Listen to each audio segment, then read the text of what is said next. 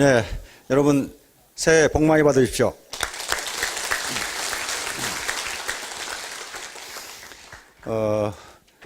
이 원데이 세미나에는 처음 오신 분들이 굉장히 많기 때문에 제 강의를 좀 설명을 드려야 됩니다. 분명히 이 애터미에 가면은 돈 버는 방법이 있다. 이렇게 알고 남편이 갔다 오면 다리몽댕이를 분질러 온다고 그랬는데 내가 가서 돈 벌어 올게 이렇게 오신 분들도 계실 테고, 또는 또 친구나 또는 지인께서 한번 가보자고 그러니까 오신 분도 계실 테고.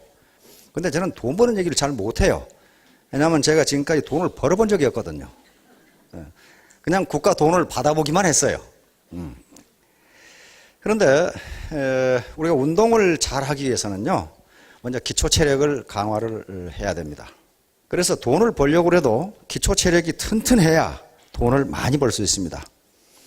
떨어지지 않고 계속하면 돈은 벌게 돼 있고, 그러면 기초 체력을 튼튼히 하기 위해서 여러 가지 기초 지식을 갖춰야 되고 교육을 받아야 되는데요. 현대사회를 우리는 평생교육 시대라고 그렇게 이야기합니다. 과거 농경시대에는 중학교만 나와도 평생 지식인 노릇을 할 수 있었고, 산업화 시대에는 대학을 나오면 그 지식 가지고 평생 지식인으로 살아갈 수 있었어요. 그러나 지금은 대학을 졸업해도 그 지식 가지고 살아갈 수 있는 기간은 한 달도 못 됩니다. 캐캐 묵은 지식이 돼버려요. 그만큼 지식의 빅뱅, 즉 다시 말하면 지식 정보화 시대가 그렇게 빠르게 흘러가고 있다는 거예요. 그럼 우리가 왜 교육을 받는가? 그건 간단합니다. 멋진 인간이 되기 위해서 받습니다. 아무리 돈을 많이 벌어도요, 멋진 인간이 되지 못하면 존경받지 못하고 졸부 취급밖에 당하지 않습니다. 자, 그래서 우리는 교육을 받는 게 멋진 인간이 되기 위해서 우선 받는다. 그런데 그 멋진 인간이 돈을 벌어주는 기반이 됩니다. 그렇지 않고서는 돈을 못 벌어요, 현대사회에서. 자, 이게 새해 첫 이 원데이 세미나인데요. 우리 젊은 사업자분들은 통 모르는 음악을 하나 듣도록 하겠습니다. 새해 첫날인데 인상 쓸 필요는 없고 노래를 하나 들으면서 시작하면 좋겠죠. 그러나 우리 연세 드신 분들은 하하 저거 내가 무지하게 불렀는데 저거 참 감회가 새롭다 하는 노래가 있습니다. 한번 들어보도록 하겠습니다. 잘 살아보세요.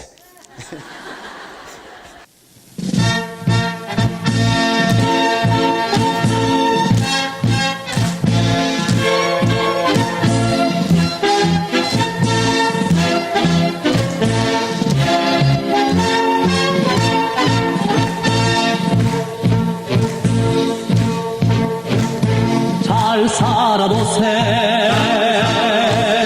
잘 살아보세, 잘 살아보세. 우리도 한번 잘 살아보세. 금수나 강산 어여쁜 나라 한 마음으로 가고 가면 알뜰한 살림 재미도 절로 부귀 영화도 우리 것이다. 잘 살아보세, 잘 살아보세, 잘 살아보세. 우리도 한번 잘 살아보세. 잘 살아보세, 일을 해보세, 일을 해보세, 일을 해보세. 우리도 한번 일을 해보세. 태양 너머에 잘 사는 나라 하루아침에 이루어졌나. 티끌도 모아 태산이라면 우리의 삐땅 아닐까 보냐. 일을 해보세, 일을 해보세, 일을 해보세. 우리도 한번 일을 해보세. 일을 해보세, 뛰어가보세, 뛰어가보세. 우리도 한번 뛰어가보세.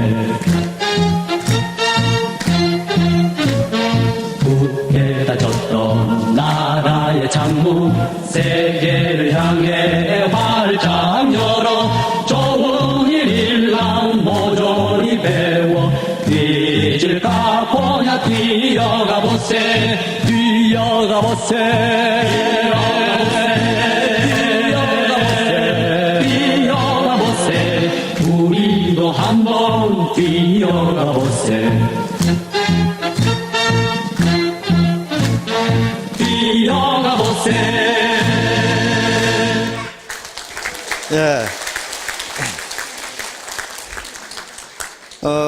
저 노래를 통 모르시는 분이 사실은 젊은 분이에요. 뭐 저런 노래도 있었나. 그게 사실은 굉장히 좋은 겁니다. 아이고, 저거 많이 들었는데 상당히 지금 연식이 좀 오래되신 분들이 그런데요.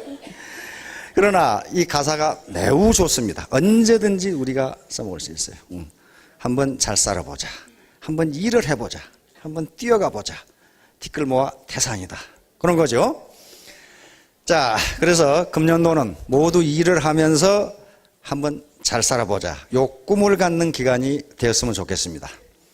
자, 매년 이맘때가 되면은요, 연말 연시가 되면 우선 청와대, 즉 대통령부터 내가 금년에 어떤 방향으로 이 국가를 이끌어 가겠다를 발표를 합니다. 국민에게 드리는 신년 인사입니다. 그걸 통상 사자성어로 발표를 합니다. 그렇게 되면 각 기업이 또 각부 장관이 전부 그걸 발표를 하고 그런 다음 지식인이라든가 교수 신문이라든가 여러 각계의 지도자들이 그걸 발표를 하는데 자, 우리 대통령께서 국민에게 보내는 신년 인사를 한번 보도록 하겠습니다. 자, 대통령께서 뭐라고 쓰고 계시죠? 예, 저게 내가 1년 동안 이 나라를 이런 방법으로 이끌어 가겠다고 하는 국민에게 고하는 겁니다. 자, 신년 인사입니다. 여기서 존경하는 국민 여러분부터 쑥 시작해서 이렇게 쑥 시작합니다. 다음. 자, 여기에 이제 핵심 문제가 나옵니다. 작년 한 해 일자리 문제로 참으로 국민 여러분의 어려움이 많았습니다. 지금 일자리가 지금 문제가 되죠. 이걸 밝혔습니다. 그리고 정말 안타깝고 진심으로 위로를 드립니다. 그런데 그럼 금년에는 어떠리라고 보느냐? 금년에도 무지 어려울 것이다. 올 한 해도 세계 경제의 어려움이 예상되고 한반도 정세도 유동적입니다. 청와대에서 이렇게 말할 때는요, 엄청나게 어렵다는 것을 경고하는 겁니다. 그리고 그 밑에 각부 장관들도 그렇게 얘기했고, 포철회 회장님은 좀 심하게 말씀하셨더라고. 아마 임진왜란 이래 가장 어려운 시기가 될 것이다. 이렇게 지금 얘기를 했는데, 그건 포철의 입장인 것 같습니다. 자, 그래서 이런 가운데서도 함께 힘을 모아 어느 나라보다도 먼저 이 어려움을 극복해야 하겠습니다. 국민들에게 같이 노력하자는 걸 지금 호소하시는 겁니다. 그런 뜻에서 올해 사자성어는 세종대왕께서 인용하신 임사이구로 삼고자 합니다. 요게 이제 이명박 대통령의 금년의 화두입니다. 이렇게 나가겠다. 자, 어려운 시기에 여기 해석을 해놨습니다. 어려운 시기에 큰일에 임하여 엄중한 마음으로 신중하고 치밀하게 지혜를 모아 일을 잘 성사시킨다는 뜻입니다. 다음. 자, 그래서 이제 이렇게 여러분들 해나가야 되겠다 하는 것을 말씀하셨습니다. 그러면 여기서 임사이구가 뭔지를 설명해 드리도록 하겠습니다.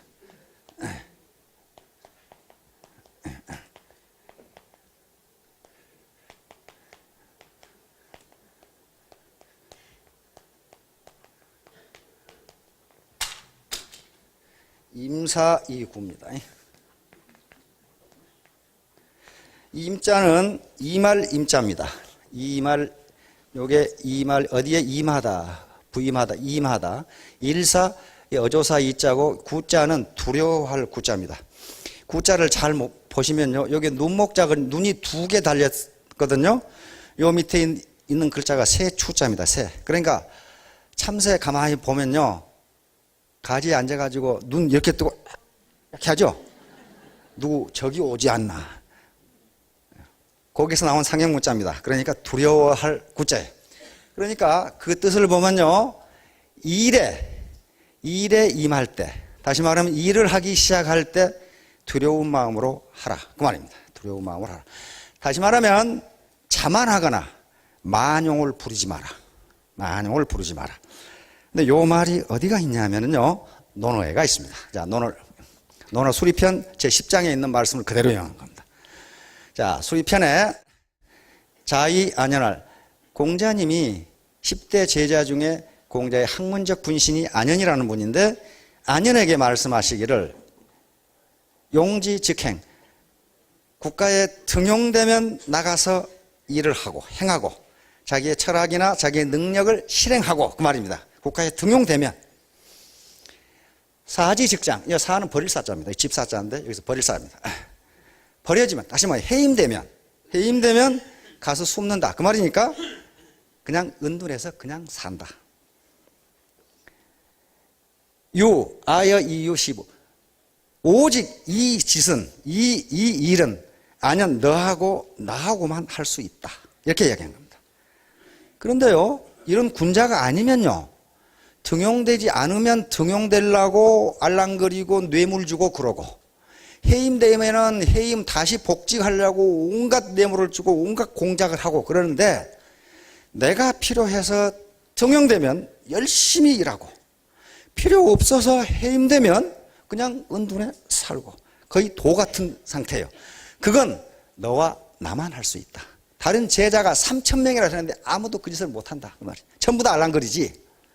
그러니까 10대 제자 중에 한 사람인 자로, 굉장히 용감한 사람입니다. 이 양반은, 자로는 협객입니다. 협객. 항상 칼을 차고 다니고 공자를 때려 죽이려고 왔다가 공자하고 이야기해서 그 인품에 감복돼서 제자로 삼아달라고 요청을 해서 제자가 된 사람이에요. 항상 협객이니까 칼을 차고 다니는 용감한 사람입니다. 그러니까 아니, 근데 안현은 공자님과 나이가 30살 차이고 자로는 9살 차이밖에 안 돼요. 그러니까 이 자로는, 안현은 공자님의 학문적 분신이고 자로는 공자님의 인간적 분신이에요. 안현은 32살에 일찍 죽어버립니다. 굶어 죽었어요.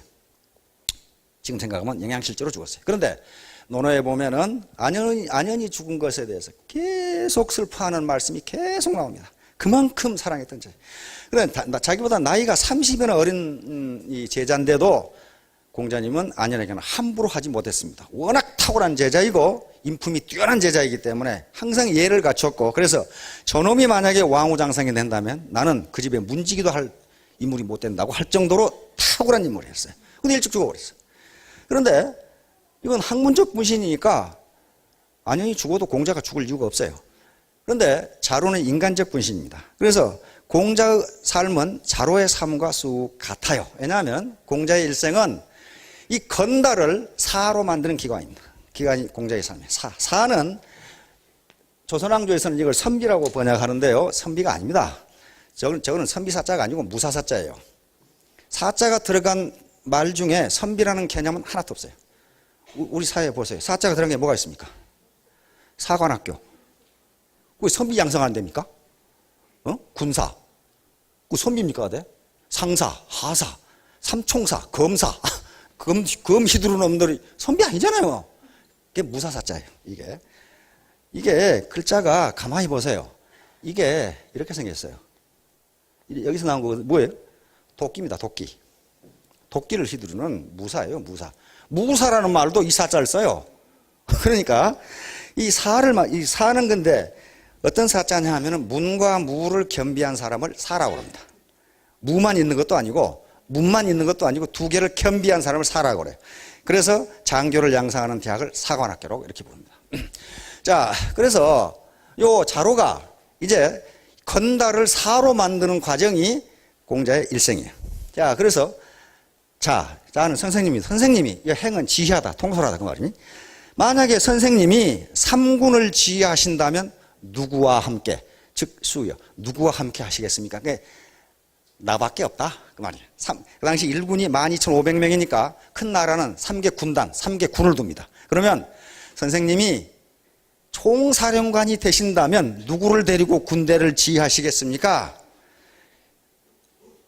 공자는 전차의 말몰이꾼이었거든요. 전차 벤회에 보시면은 마차 타고 말 몇 마리가 팍 끌고 가고 뭡니까? 이 리아카 같은 통이 있죠. 거기 타가지고 옆에 앞에 사람은 말 몰고 옆에서 활 쏘고 창 가지고 있고 그러잖아요. 그 말몰이꾼이 공자예요. 말몰이꾼 선수예요. 그러니까 삼군을 선생님이 지휘하신다면 누구와 함께 하시겠습니까? 그러니까 당연히 나다. 그 말이에요. 당연히 나다. 그런데 공자님 말씀은 아주 사정없는 말씀이 나옵니다. 자, 말씀하시기를 포호 빙하. 포는요, 사나울 포자인데 사나울 포, 또 모질포, 그 다음에 햇볕이 쨍쨍 내려질 포 그럽니다. 또는 폭. 그래서 폭염 그런 말 하죠. 폭염. 또 포악할 때. 근데 여기서 포는요, 맨손으로 때려잡을 포입니다. 그러니까 호랑이를 맨손으로 때려잡고 빙은 맨몸으로 건널 빙자입니다. 그러니까 황하를 맨몸으로 건너다가 호랑이를 맨손으로 주먹으로 친다 그 말이. 그리고 황하를 배도 없이 맨몸으로 건너다가 사이무해자, 죽어도 후회하지 않는 놈하고는 불효야. 나는 그놈하고는 같이 않겠다 그 말이. 그러니까 너 같은 놈하고는 내가 군대를 같이 지휘하지 않겠다 그런 말이. 왜? 만용, 쓸데없는 용기가 너무 많다 그런 말이. 그러면서 하시는 말씀이 여기 나옵니다. 필야 반드시 임사이구, 일에 임할 때는 두려움을 가져야 하고, 모의성자야, 미리 계획하여 그것을 이루기를 좋아해야 한다 그런 말. 그러니까 해보고 되냐 안 되냐가 아니고 미리 계획해서 성공할 수 있도록 계획해서 해야 된다. 그래서 임사이구 호모이성이라는 말이 아주 유명한 말이 됩니다. 자, 그런데 주자가 이것을 해석을 했는데 이 두려울 구자가 뭐냐? 너는 집주에 불모무성 불구필패라 그랬어요. 미리 계획하지 않고 일을 하면은 절대로 성공할 수 없고, 불구필패, 일을 두려워하지 않고 만용을 부리면은 반드시 실패한다 그런 말이에요 지금. 그래서 주자의 논어집주에서는 구를 뭐라고 계산했냐면 일을 경건하게 하는 것, 신중하게 하는 것 이렇게 돼 있어요. 근데 이 말씀을 누가 인용을 하셨냐 하면은 우리 세종대왕께서 인용을 하셨어요. 세종실록에 임금님이 이렇게 말씀하셨다고 나와 있어요.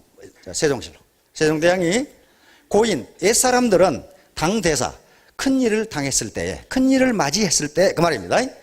필론 반드시 뭐라고 말했느냐? 임사이구라고 했다.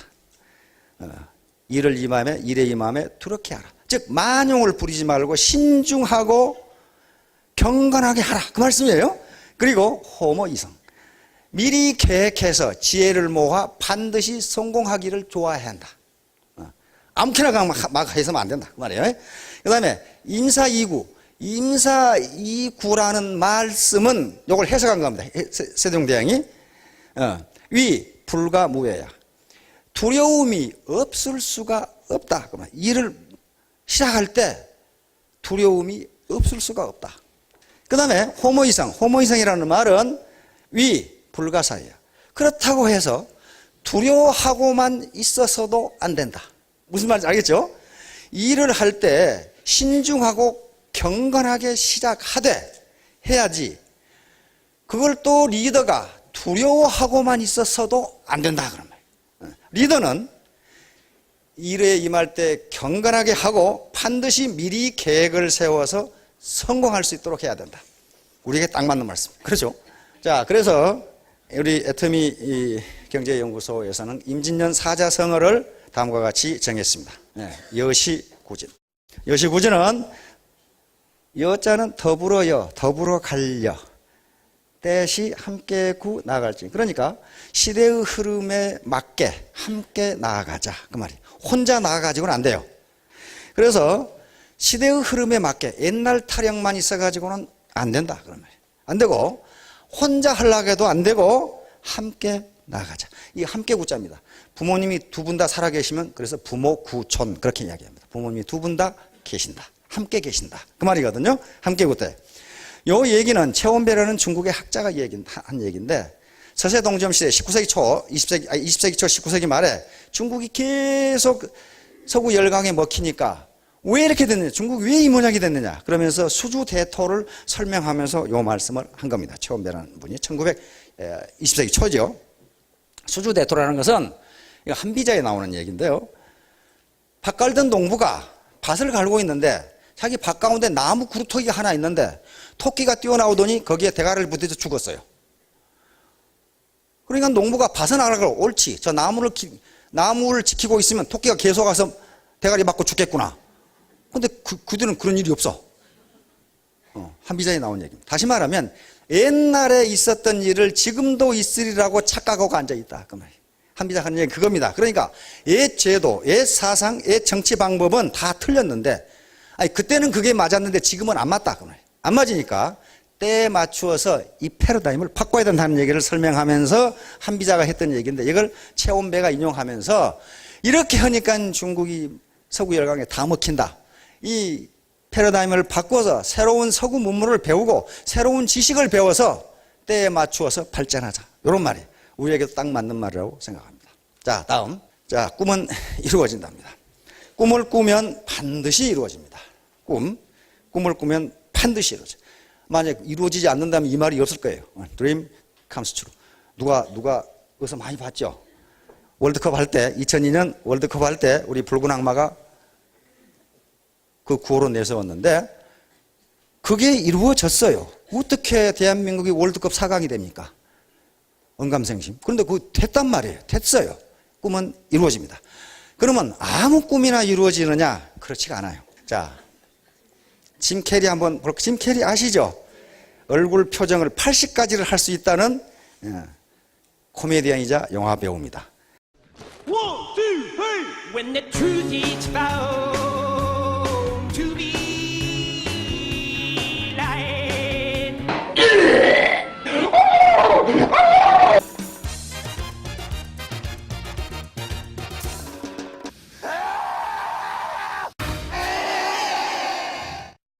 짐 캐리는 캐나다 출신입니다. 캐나다 출신 허리우드 배우인데요.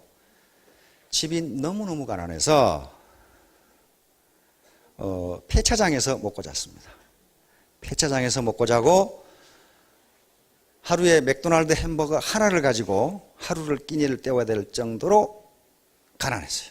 자기 아버지가 사업하다 망해가지고 그렇게 된 거예요, 지금. 그런데 짐 캐리는 항상 자기는 세계적인 코미디언이 되겠다는 꿈을 버리지 않았습니다. 버리지 않고 자기 수첩에 1,000만 불짜리 수표를 넣고 다녔어요. 지가 만든 거. 지가 만든 수표를 1,000만 불짜리 수표를 나는 언젠가 영화에 출연해서 편당 1,000만 불을 받는 배우가 되겠다. 그렇게 해서 1994년에 에이스 벤츄라 영화 보셨죠? 에이스 벤츄라. 저 그거 보고 사람 얼굴이 저렇게 변할 수 있나 나 그 생각했어요. 에이스 벤츄라. 그리고 같은 해에 더 마스크라는 영화가 히트를 하면서 1,000만 불을 받았습니다. 그 이듬해 1996년에 케이블가이라는 영화에 출연해서 2,000만 불을 받았어요. 편당. 우리도 한 240억 되죠. 그러면 나도 오늘부터 내 수첩에 1,000만 불짜리를 넣고 다녀야지. 그게 부적인가 보다. 그게 아니에요. 그게 부적에서 그렇게 된 게 아니고 자기 꿈을 구체화한 겁니다. 난 이렇게 되겠다. 그런데 꿈만 구체화한 것이 아니고 그렇게 되기 위해서 무지무지 노력을 했어요. 3살 때부터 표정 연기를 연습을 했다고 합니다. 그런데 10살 때에 80가지의 표정 연기가 가능하도록 훈련을 했어요. 그리고 캐나다 코미디언 클럽에 가입을 해서 15살부터 코미디언 클럽에서 연기 연습을 하게 됩니다. 19살 때 LA 헐리우드로 와서 무명 코미디언으로 활약을 하는데 댄저필드라고 하는 인류 코미디언에게 눈에 띕니다. 그래서 거기서부터 스타덤에 오르기 시작합니다. 그러면 그 인류 코미디언에게 댄저필드라고 하는 인류 코미디언에게 자기가 코미디언이 되겠다고 요청하거나 날 써주려고 이야기한 사람이 그 사람뿐이었겠느냐 그 말이야. 그러나 짐 캐리는 무지무지 열심히 노력했어요. 무지무지. 다시 말하면 자기의 꿈을 구체적으로 가지고 있고 그걸 실현하기 위해서 정말 피나는 노력을 했다고 그렇게 돼 있어요. 그렇게 돼서 편당 1,000만 불을 받는, 우리 돈 120억을 받는 배우가 된 겁니다. 배우가 된 거예요. 그러는 거지. 이 양반이 무슨 지가 만든 가짜 수표를 가지고 다니니까 이게 부적인가 보다. 이렇게 생각하시면 착각이라고 말이에요. 그거 부적 아니에요. 부적 아니고 자기 꿈을 구체화한 겁니다. 따라서 혹시 현재 자기의 생활이 불만족스러우시다면 과연 내가 과거에 뭐가 되겠다는 꿈을 가지고 있었는가를 한번 반성해 보세요. 물론 모든 인간은 꿈을 가지고 있습니다. 있는데 구체적이지 않은 꿈은요, 그것이 몽상이거나 공상이에요. 그건 절대로 실현 안 됩니다. 구체적인 꿈을 꿔야 돼요. 구체적인. 그래야 반드시 실현돼요. 반드시 실현. 이건 거의 반드시예요. 반드시입니다. 예를 들면, 제 예를 들면요, 저는 시골에 아주 제일 형편없는 중학교를 다니고 영산포 중학교라고 하는, 그때 금방 만들어가지고 농 가운데 이놈 학교가 있어가지고요, 3년 동안 그 모래 퍼다가 운동장 까는 기억밖에 없어요. 맨날 일만 시키고 그런 학교에서요, 뭐 공부를 해. 그 당시 1965년이니까 어떤 시대인지 알겠죠? 어떤 시대, 농 가운데 하나 무슨 이상한 중학교 하나 짓다만 하나 있었어요. 최근에 가보니까 또 페인트는 잘 칠해놨더라고. 근데 그때 저는 사관학교를 가겠다는 생각을 했습니다. 그 당시 그 시골 학교에 사관학교 간다는 건 말이 되질 않는 일이에요. 근데 왜 그런 생각을 했냐면, 그 방법밖에 공짜로 대학을 갈 수 있는 방법이 없어요. 돈이 없으니까 대학을 가려면 공짜로 가르쳐 준 데 가야 되잖아요. 그 방법밖에 없으니까 거기 가겠다고 생각을 한 거예요. 그 당시는요, 고등학생 10명 중에 2명이 대학을 갔습니다. 지금은 10명 중에 8명이 가거든요. 그러니까 일자리가 없어요. 그러니까 그 당시는요, 10명 중에 2명이 대학을 가니까, 대학을 나오면요, 자기가 골라서 직장을 가요. 산업화가 막 되니까. 지금은 그렇지 않죠. 그래서 육사에 가게 됐는데, 육사에 가가지고, 육사에 가는 목적이 뭐였어요? 장군 되려고 하죠. 육사에 들어가면서 나는 중간에 진급하고 그만두겠다, 그런 정신 빠진 놈이 없어요. 전부 다 장군 되겠다고 와요. 저도 물론 장군이 되겠다고 육사에 들어갔는데, 군대는 명령이기 때문에 육사 교수를 하라. 그래서 서울대학에 시험을 보라. 그래서 서울대학에 시험을 보고 서울대학에 가서 서울대학을 마치고 육사의 교수로 있다가, 또 그때 삼사관학교가 창설돼서 삼사관학교 교수로 가라. 가니까 또 미국으로 가라. 그래서 군대는 명령이니까 가라는데 안 가겠습니다. 그러면 옷 벗어야 돼. 그러잖아요. 아니, 어떻게 육군본부에서 너 어디로 가라 그러는데 못 갑니다. 그럼 어떻게 되겠어? 이러면 군대가 어떻게 되겠어, 이거? 중대장이 공격 앞으로 그러는데 난 못 합니다. 그러면 그게 어떻게 되냐 말이에요, 이게. 하여간 죽든 살든 공격해야 될 거 아니에요, 이거. 그러다가 하다 보니까 교수가 된 겁니다. 교수가 됐는데 35년간 경제학 교수를 했어요. 그런데 항상 마음에 두고 있었던 게 뭐냐면요, 나는 지금 이론 경제를 하고 있는데 내가 만약에 다시 인생을 산다면 나는 비즈니스를 한번 해보고 싶다는 생각이 있었어요. 그래서 저는 아들놈이 둘인데 두 놈한테 너희 둘 중에 한 놈 상대를 가라 그랬거든.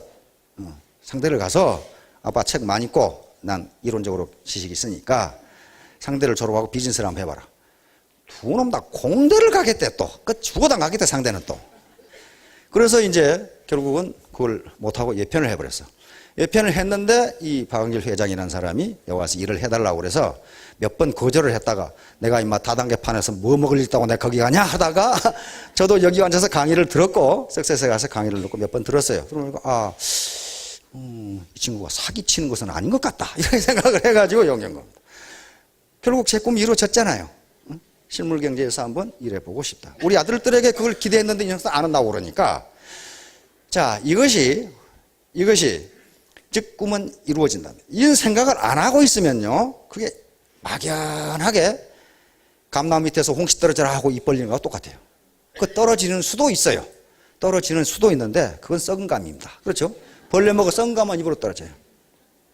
자기가 어떤 구체적인 꿈을 가지고 그것을 어떻게 실현하겠다고 하는 구체적인 계획, 호모이성, 다시 말하면 계획을 세워서 이루기를 좋아하면 그것은 반드시 이루어진다. 그렇게 돼 있어요, 지금.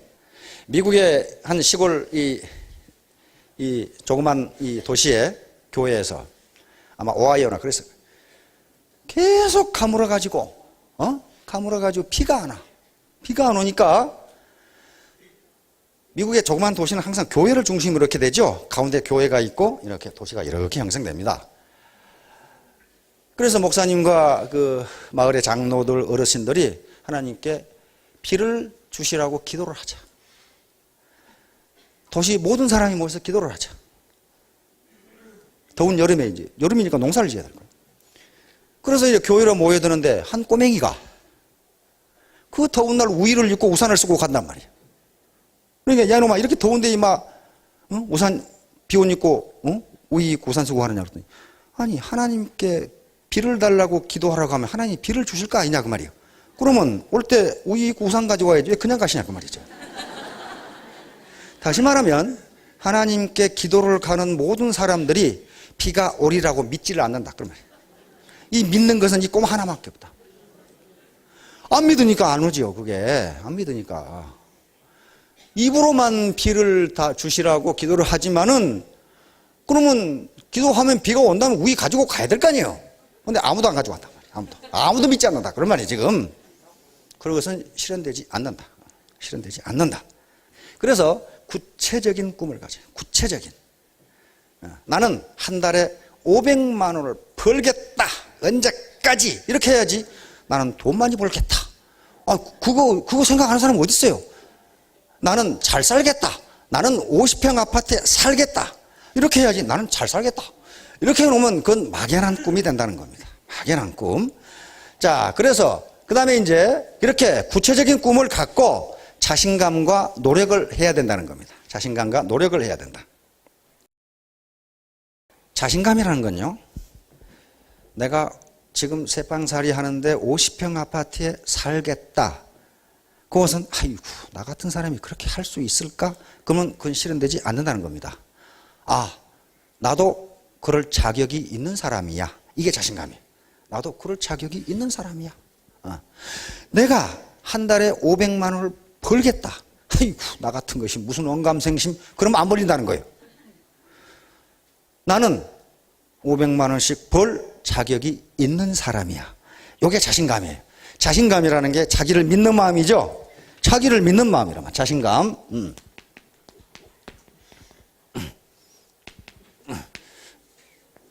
자신감. 그러니까 자기가 셀프 트러스트,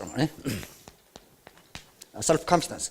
그러니까 자기가 자기를 못 믿으면요, 누가 자기를 믿겠어요? 누가 자기를 믿어주겠어요? 리더에게 가장 중요한 건 자신감입니다. 리더가 자기를 못 믿으면요, 부하들이 믿지를 않아요. 자기가 자신을 못 믿으니까. 그래서 반드시 자신감을 가져야 되고, 나는 그럴 자격이 있어. 나는 저것을 해낼 수 있는 능력이 있어. 이렇게 해서 자기 세뇌를 해야 돼요. 그 다음에 거기에 따른 노력을 해야 됩니다. 아까 짐 캐리처럼 1000만불짜리 수표를 그냥 수첩에 넣어만 가지고 다닌 게 아니고 피나는 노력을 했단 말이에요. 피나는 노력을 했다고 그렇게 돼 있어요. 거울을 보고 어린 놈이, 그게 10대입니다. 10대 때 거울을 보고 이 표정을 80가지를 연습을 했다고 그래요. 80가지를. 그게 쉬운 일이냐 그 말이에요. 그래서 결국은 편당 2000만 불을 받는 240억을 받는 배우로 성장을 했어요. 자, 그런데요, 나만 잘 먹고 잘 살겠다고 하면 돈이 안 벌린다는 게 성공학자들의 공통적인 견해입니다. 사해는 이스라엘은 바다죠. 이 사해는 요단강 물을 받아들이기만 하지 내보내는 데가 없어요. 나가는 데가 없어요. 이 해수면보다 400m가 낮답니다. 이 땅이 움푹 들어가 버려가지고. 그래서 나가는 구멍이 없어. 그러니까 어때요? 받아들이기만 하고 누구에게 주지 않으니 요 사해는 문자가 들어 데드시지요. 아무런 생물도 살 수가 없어요. 아무것도 없어요. 아무것도. 살지를 못해. 그러니까 나만 잘 먹고 잘 살겠다고 계속 걷어들이기만 하면은 그 주변에는 아무도 모이지 않는다. 그런 말이에요. 아이고 그래 너 잘 먹고 잘 살아. 그런데 그렇게 되면 어떻게 돼요? 데드시가 된단 말이에요. 그 사람 잘 먹고 잘 사느냐? 그렇지가 않다. 그런 말이에요. 이것은 세상 원칙입니다. 원칙이에요. 만물의 아주 만사의 원칙이에요. 요 데드시죠. 여기가 있는 거죠. 이렇게 여기서 이렇게 받아들이는데 나가는 구멍이 없잖아요. 그러니까 저런 사람은 베풀 줄 모르는 사람은 안 된다. 옛날에 새마을 운동본부 갔다 오신 분도 계실 텐데 저도 끌려가가지고 10일간 교육받고 왔거든요. 장교 소령 때. 근데 새마을 운동이 처음 시작돼가지고 그때는요, 새마을 지도자뿐만 아니고 공직자들 그리고 장교들 그리고 기업가들도 전부 새마을 운동본부에 가서 교육을 받았습니다. 그런데 제가 다니는 교회 한 80대 이 어르신이 이병철 회장님하고 같이 교육을 받았대요. 근데 그때 이분은 나이가 제일 젊어가지고 한 기업의 간부였는데요. 젊어가지고 총무를 했답니다. 총무가. 그래서 하루 종일 교육받고 새마을운동본부에서 10시에 잠을 자거든요. 저녁 먹고는 또 토의하고 발표하고 그러고 10시에 이제 끝나고 잠을 자요. 저는 가서 그 학생장을 해서 잘 알아요. 거기서. 그런데 10시가 되면 다른 기업주들은, 기업가들은 다 잠을 자는데 이병철 회장님은요, 저쪽 구석에다가 조그마한 전등 켜놓고 공부를 하고 계시더래요. 책을 보고 계시더래. 그래서 이 젊은 사람이니까, 아니, 회장님, 돈도 벌 만큼 번 양반이 피곤하실 때 잠이나 주무시지 뭔 공부를 그렇게 하십니까? 그렇게 얘기를 했답니다. 그러니까 이병철 회장님이 또 보더니, 자네는 자네 가족만 먹여 살리면 되지만은 나는 수만 명을 먹여 살려야 된다. 그래서 내가 결심 한번 잘못하면 수만 명이 고통을 당한다. 그러니 내가 어떻게 발 뻗고 편하게 잠을 잘 수 있겠나? 그 공부를 하고 계시는 거예요. 수만 명을 먹여 살려야 되는 사명감. 요게 오늘날 삼성그룹을 그렇게 크게 만들었을 겁니다. 아이고, 나는 벌만큼 벌었으니까 너희들 처먹거나 말거나 나 모르겠다. 그랬으면 아마 삼성이 지금 구멍가게가 돼 있을 거예요. 다시 말하면 내가 많은 사람에게 베풀어야 되겠다, 많은 사람을 먹여 살려야 되겠다고 생각하면 그만큼 돈이 들어온다는 게 성공학자들의 공통적인 개념입니다. 그리고 실험에 의해서 그렇게 돼요. 그렇게 됩니다. 그렇게 돼요. 자, 여기에 전부 이제 리더가 되시고, 인간은 근본적으로 리더입니다. 아이고, 나는 부하가 없는데. 자기 리더, 셀프 리더예요. 자기를 리드하지 못하는데 나는 다른 사람을 어떻게 리드하겠어요? 그렇잖아요? 자기의 주체성과 자기의 철학이 없이 자기를 리드하지 못하면 그건 안 되거든요. 그러니까 인간은 근본적으로 리더예요. 셀프 리더예요. 부터 시작해서 된단 말이에요. 따라서 이런 식으로 베풀면서 사업을 하면은, 우리 같이 살자고 사업을 하면 돈이 더 많이 벌린다는 겁니다. 자, 이게 상생의 꿈을 가자. 상생. 서로 이 네트워크 자체가 상생 안 하면요, 너 죽고 나 살자 하면 너 죽고 나 죽자가 돼버려요. 절대로 같이 너 죽고 나 살 수가 없어요. 왜? 휴먼 네트워크로 연결되어 있는데 어떻게 그게 불가능하거든요. 그래서 리더와 팔로워, 모든 사람은 리더와 팔로워예요. 리더인 동시에 팔로워. 네트워크에서 리더 따로 있고 팔로워 따로 있고 그렇지가 않습니다.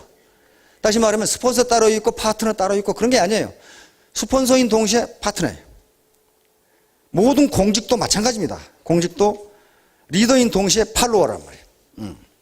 중대장이다. 중대장은 중대의 리더입니다. 그런데 대대로 올라가면 대대장이 팔로워예요. 그렇죠? 대대장은 대대 리더지만은 연대급으로 올라가면 연대장이 팔로워예요.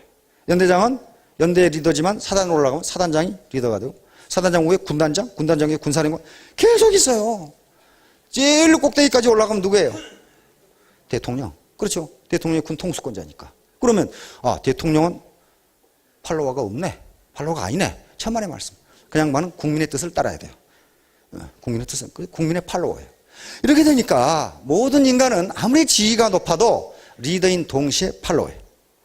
그래서 리더는 어떤 생각을 가져야 됩니까? 아까 이병철 회장님 같은 생각을 가져야 된다. 나 혼자 잘 먹고 잘 사는 게 아니고 내 이 파트너들이 다 같이 잘 먹고 잘 살았으면 좋겠다. 그렇게 되는 경우에는 돈이 그만큼 들어온다는 거예요.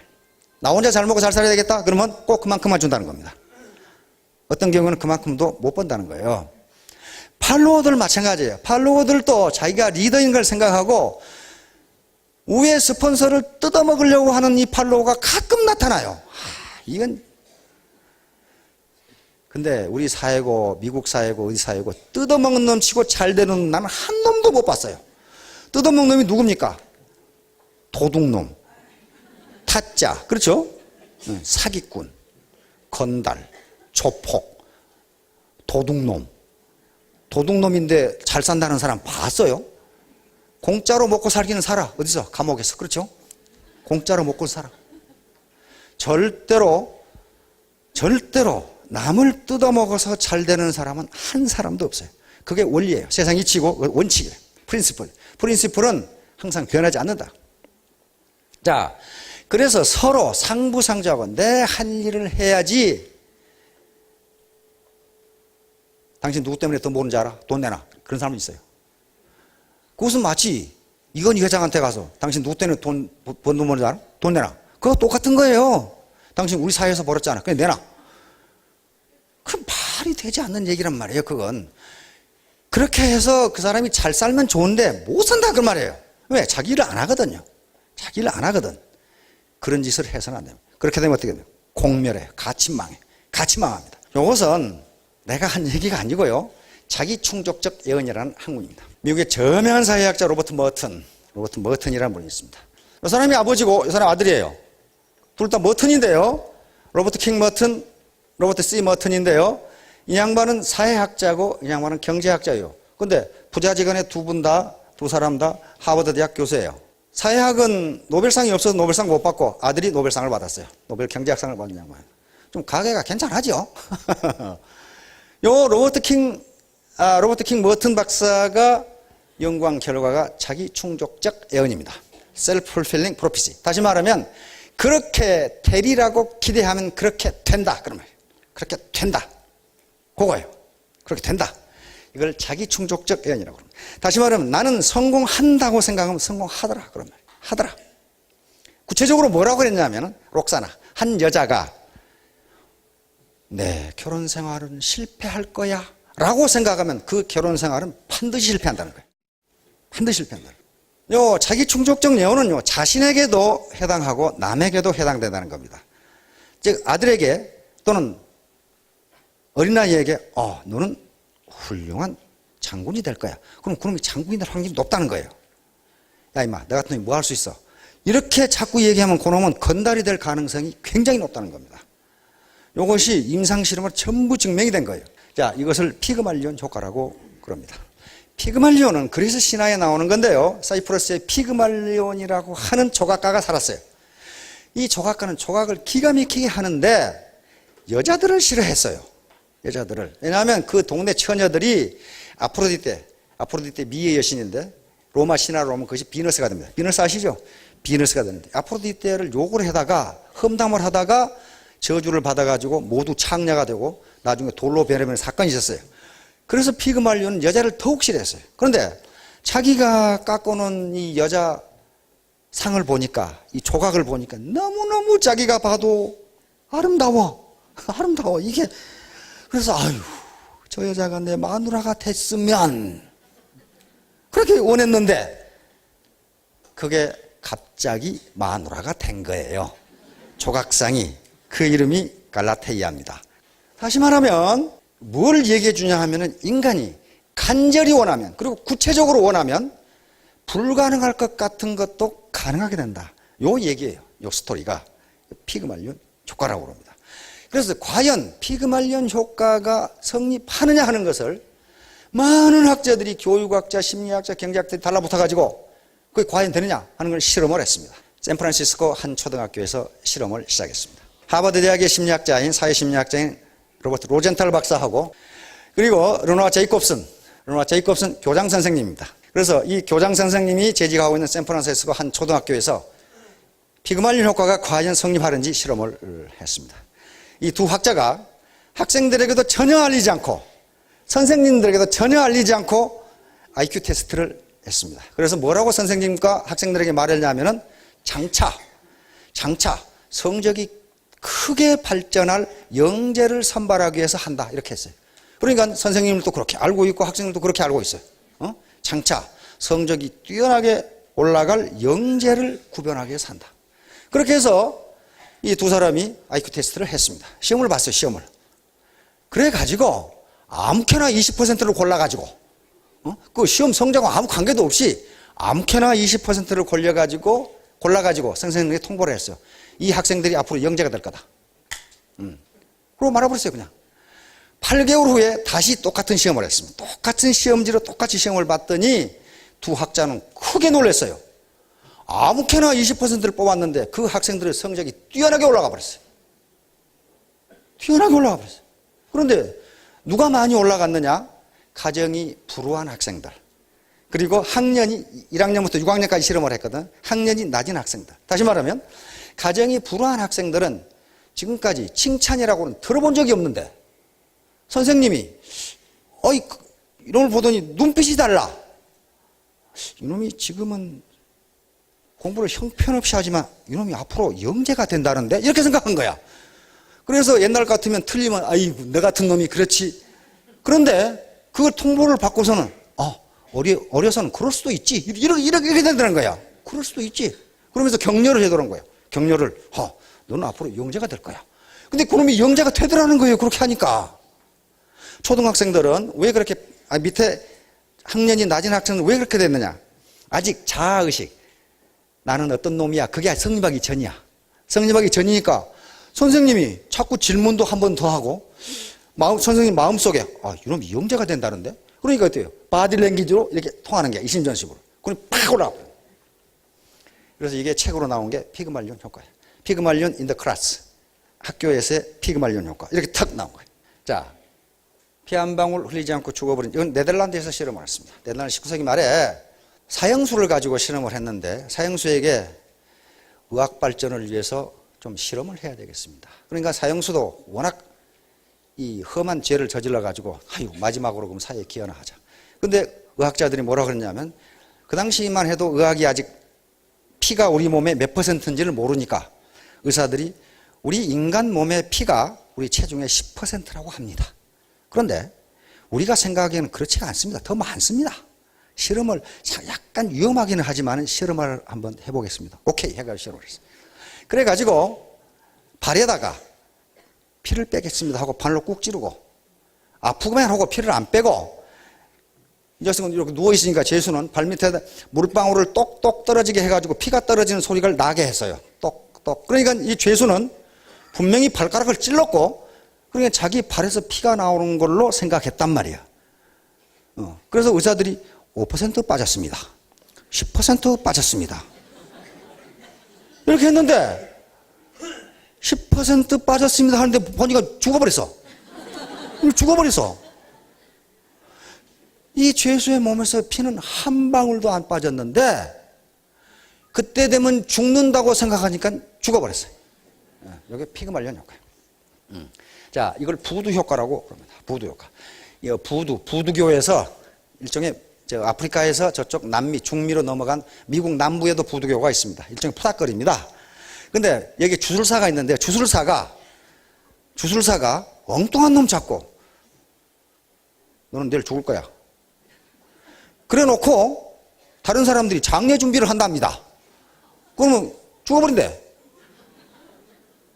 죽어버려요. 자기가 죽으리라고 생각하는 거예요.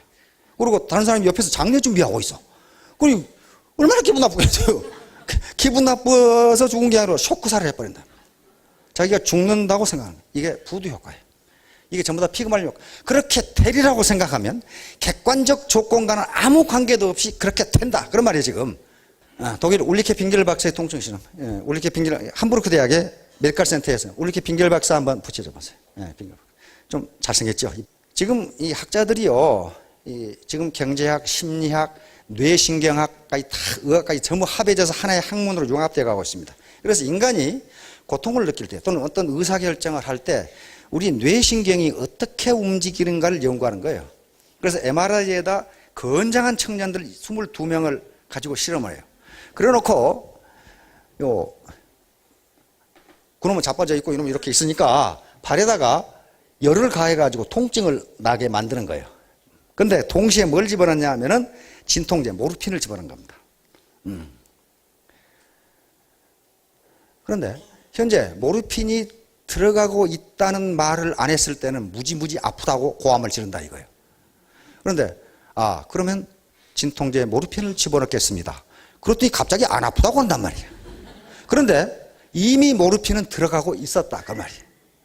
모르핀이 들어가고 있는데 그걸 지금 안 들어간다고 생각하니까 아프게 느끼더라.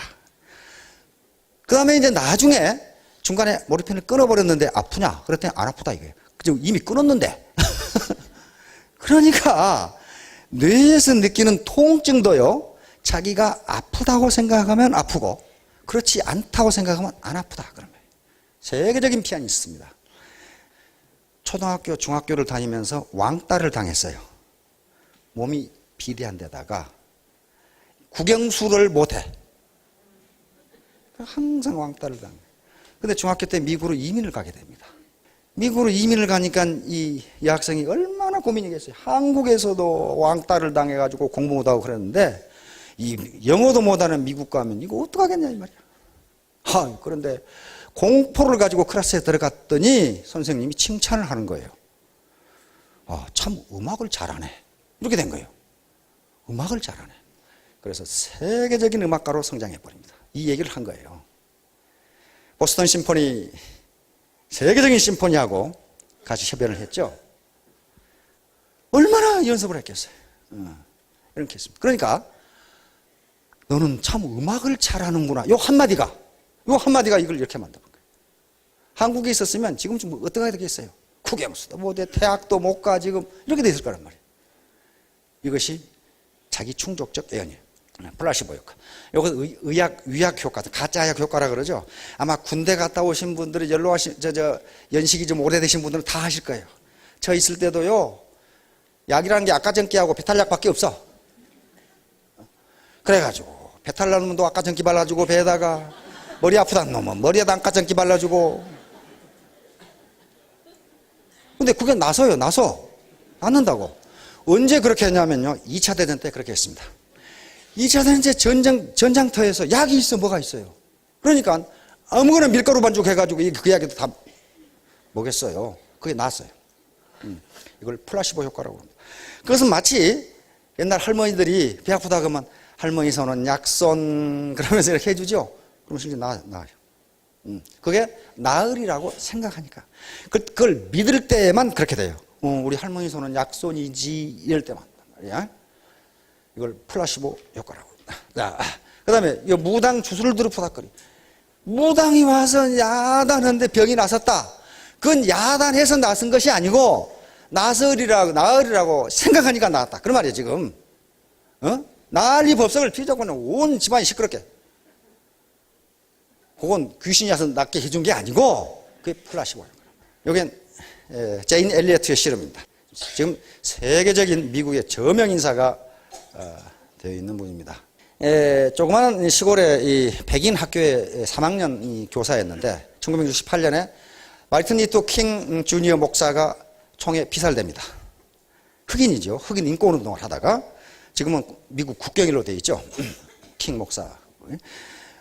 그런데 학교에 갔더니 초등학교 꼬마가 왜 킹이라는 자가 어떤 사람이 킹이라는 자를 쐈어요? 이렇게 물어봤어요. 그래서 제인 엘리어트는 인간 차별, 인종 차별, 인간의 차별이라는 것이 어떤 결과를 가져오는지를 이놈들에게 어떻게 설명을 할까 하다가 파란 눈, 갈색 눈 실험을 시작한 겁니다. 초등학교 3학년 클래스에 눈동자가 파란 학생하고 갈색 눈하고 갈랐어요. 갈라가지고 원래 유전적으로 갈색 눈이 지능이 높고 굉장히 유능하다. 그리고 파란 눈을 가진 놈들은 다 멍청이다. 이렇게 했어요. 멍청이다. 그래 놓고 갈색 눈을 가진 학생들에게 파란 눈 가진 학생들한테 계목걸이를 걸어줘라. 그래서 계목걸이를 하나씩 다 걸어줬어요. 이렇게 걸어주고 점심시간에도 갈색 눈을 가진 학생들은 더 갖다 먹게 하고 여러분들은 못 갖다 먹게 하고 휴식 시간도 갈색 눈을 가진 학생들은 더 많이 주고 조금만 놀게 하고 수도꼭지에서 물을 먹는데 갈색 눈을 가진 학생은 수도꼭지에 입을 대고 먹어도 괜찮고 이놈들은 그렇게 하면 병을 옮기니까 컵에 반드시 받아 먹어야 되고 이렇게 했단 말이에요. 그렇게 해놓고 나중에 시험을 봤더니 갈색 눈을 가진 학생들의 시험 성적이 훨씬 좋아. 이건 아주 절망에 빠졌어요. 그리고 공부를 매우 잘하고 굉장히 리더십이 있는 놈은 또 완전히 풀이 죽어가지고 사람이 인간이 형편없이 돼가. 그러고 이제 결과가 나오자 다시 바꿨어요. 내가 잘못 알고 그랬다. 사실은 파란 눈이 더 영리하고 이쪽에 내가 그걸 정보를 잘못 알고 그렇게 했다. 그러니까 항의를 하고 난리야. 그거 뭐 때문에 그러냐? 그러니까 과학적으로 멜라닌 색소가 우리 지능과 관계되는데 그 멜라닌 색소는 아무것도 아니거든 그거. 우리 그 머리카락 피부 검게 하는 거. 그 멜라닌 색소 때문에 그렇단다. 그러니까 꼬맹이들이 멜라닌 색소가 뭔지 알게 뭐예요. 바꾸니까 결과가 바뀌어졌어요. 이쪽이 성적이 훨씬 좋아버려. 나중에 내가 이런 실험을 했다. 그러니까 이제 그래가지고 이 실험을 이제 학자들이 어른들에 대해서 실험을 했는데 결과가 똑같아요. 어른들에 대해서. 당신은 참 훌륭한 사람이고, 아, 이런 일을 잘합니다. 잘하더라는 거야. 근데 그 나이에 그것밖에 못해? 이렇게 되면 그 사람 점점 못하더라는 거예요. 대학에서도 실험하고 고등학교 실험하고 다 맞는 거예요. 그게 다.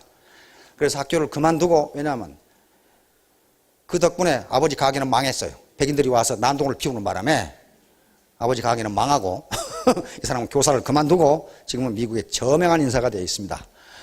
자, 이것이 자기가 또는 남에게 당신은 훌륭해, 능력이 있어, 그거 할 수 있어, 그렇게 되면 그렇게 된다는 거예요. 자, 그 다음에 포르투갈 리스본과 스코틀랜드를 오가는 배에서, 이게 포르투갈에 포도주가 많이 나거든요. 그래서 그쪽으로 스코틀랜드에 내려두고 포도주를 다 내렸는지 안에 선원 한 놈이 들어갔는데 포도주를 다 내렸다고 다른 놈이 밖에서 물을 잠가버렸어. 그래가지고 그놈이 리스본에 와서 보니까 얼어 죽어 있어. 선장이 문을 열어보고 깜짝 놀랐어. 얼어 죽은 것에 깜짝 놀란 게 아니고 그 안이 더워. 더워도 얼어 죽었어. 근데 어떻게 얼어 죽은 걸 아느냐? 그놈이 죽어가면서 일기를 써놨어. 아, 내 몸이 얼어오는구나. 다리를 못 움직이겠네. 아이고 추워 하면서 일기를 적어놨는데 선장이 보고, 아니 이렇게 더운 데서도 얼어 죽나? 얼어 죽었어요. 리스본에서 있었던 얘기입니다. 그러니까 거기도 포도주를 다 내렸기 때문에 배에 전기를 꺼버렸단 말이야. 꺼버렸고 그 안에는 물도 있었고 다 있었어. 식량도 있고. 근데 그거 얼어 죽어버렸어. 요거예요. 그러니까 죽고 사는 것까지도 자기가 그렇다고 생각하면 그렇게 된다. 그런 말이니. 자, 다음. 자, 헨리포드 T형 자동차 아시죠? 우리가 지금 자동차를 타는 것은 헨리포드 덕분입니다. 그 당시 자동차는요, 귀족들과 돈 많은 부자들만 탔어요. 헨리포드는, 아니, 일반 서민이 자동차를 타지 말란 법이 어딨냐. 그러면 어떻게 되겠어요? 가격을 떨어뜨리고 임금을 많이 줘야 돼요. 그래야 자동차를 살 수 있어요. 가격을 떨어뜨리려면 생산성이 높아야 됩니다. 그래서 컨베이어 시스템이라고 하는 지금 시스템 있죠? 쭉 가면서 쭉 이렇게 하는 거, 시스템을 만들어낸 사람이 포드입니다. 근데 포드가 그렇게 하려고 간부회의를 소집했어요. A라는 간부에게, 자네는 지금 이러이러한 자동차를 이 가격에 이게 만들 수 있겠나? 그러니까, 현재 기술로서는 불가능합니다. 그러니까, 자네 말이 원래. 자네는 B, 자네는 이거 만들 수 있나? 만들 수 있습니다. 자네 말이 원래. 그러니까 C라는 사람이, 아니, 사장님, 누구 말이 옳습니까? 만들 수 없다는 사람도 옳다고 그러시고, 만들 수 있다는 사람도 옳다고 그러시고, 그러니까 포드 대답이 그렇습니다. 만들 수 없다고 생각하는 놈은 못 만들고, 만들 수 있다고 생각하는 사람은 만든다. 그러니까 둘 다 옳다. 둘 다 옳다. 그래서 만들어냈어요. 그래서 현재 우리가 자동차를 타고 다니게 만든 사람이 헨리 포드입니다. 예, 소문만 먹네. 예, 웃을 수 있어야 됩니다. 웃는데 이것은 긍정적인 마음을 이야기합니다. 그래서 남을 웃지 못하게 만드는 사람은 아주 나쁜 놈이에요. 사기친다거나 뜯어먹는다거나 게으름 피운다거나 괴롭힌다거나, 남을 웃지 못하게 만들면 나무 복을 막는 거라고 말이에요. 웃고 싶어도 웃지 못할 때가 있어요. 물론 웃어야 된다고 강조하는데 그게 도산화되는 일이지 안 그렇다 그 말이에요. 그래서 결코 휴먼 네트워크이기 때문에 다른 사람의 입술에서 웃음을 뺏어가는 노릇, 그런 일을 하면요, 자기 웃음도 빼앗깁니다. 이게 세상 자연 법칙이에요. 남의 눈에 눈물 나게 하면 자기 눈에 피눈물 나게 난다는 게 자연 법칙이에요. 반드시 그렇게 됩니다. 그래서 웃으면 복이 오는데 상대방이 웃지 못하도록 만드는 일을 해서는 절대로 안 됩니다. 자, 만절필 공자님이 하신 말씀. 이게 황허강이 만번 고불라져서 우여곡절을 거치지만은 반드시 동으로 간다. 황허강이 저쪽으로 올라갈 일은 없잖아요. 우리는 황해고 중국 입장에서는 동으로 가는 거죠. 공자님 말씀. 다시 말하면 굳건하게 뜻을 가지면, 굽히지 않는 뜻을 가지면 우여곡절이 많지만은 결국은 성공한다. 지금 그 얘기예요. 자, 마무리 시를 하나 보도록 하겠습니다. 청춘. 네, 세뮤얼 울만이 78세 때 지은 시입니다. 실제로. 자, 청춘이란 인생의 한 시기가 아니다. 청춘이란 마음의 상태이다. 청춘은 장밋빛 볼의 붉은 입술, 부드러운 무릎에 있지 않고 강한 의지와 풍부한 상상력, 뜨거운 열정에 있다. 청춘은 인생의 깊은 샘에서 쉼없이 솟구치는 신선함이다.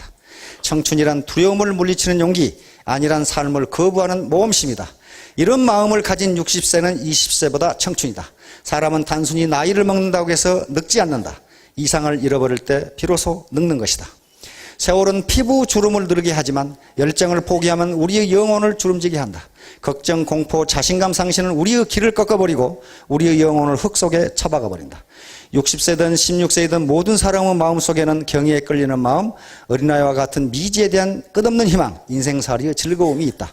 당신의 가슴과 내 가슴의 중앙에는 무성국이 존재하여 다른 사람들과 조물주로부터 아름다움, 희망, 환희, 용기 그리고 힘의 메시지를 받는데 그런 것들을 받는 한 당신은 청춘이다.